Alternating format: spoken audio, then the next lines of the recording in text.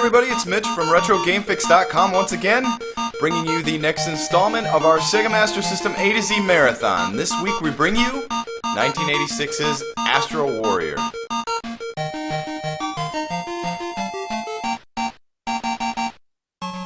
Now, Astro Warrior was released as a standalone game as well as a dual cart with hang-on and sometimes pit pot. The only difference between the two versions was that the combo card actually ends, whereas in the standalone release, it goes on indefinitely.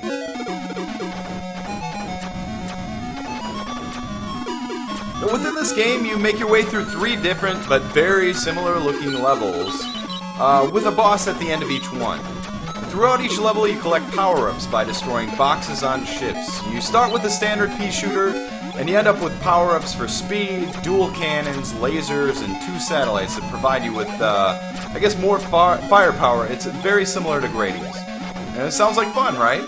Well, actually, this game is a blast, and although looking and feeling and sounding like the most standard of standard space shooters, it's actually a ton of fun.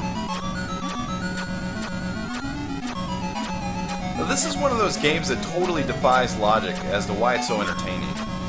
The music is solid, but it's about as standard as you can possibly get for the system. The controls are simple, I guess including the fact that you can use either button to fire, and the graphics are about as, I guess, ho-hum as you can possibly get. But for all the crappy arcade ports on the 8-bit systems, I think this game is actually as arcade-ready as you could possibly get for the time.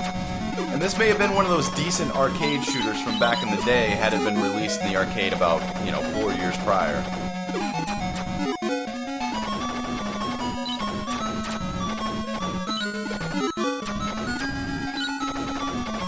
The ultimate point of this game, since there's, I guess, 0 story, is the high score.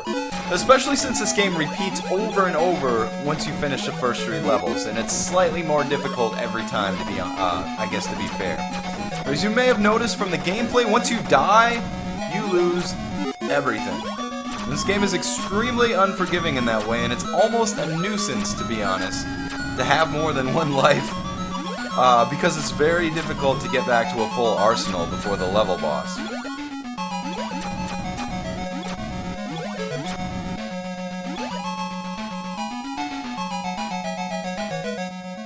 Speaking of level bosses, although very challenging at times, they're also about as standard as you can get.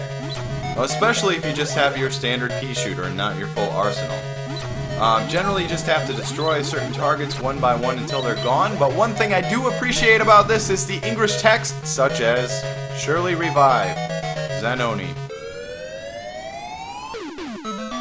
The creators of this game took several different elements that were featured in other successful vertical scrolling space shooters and copy and pasted them into their own version, basically.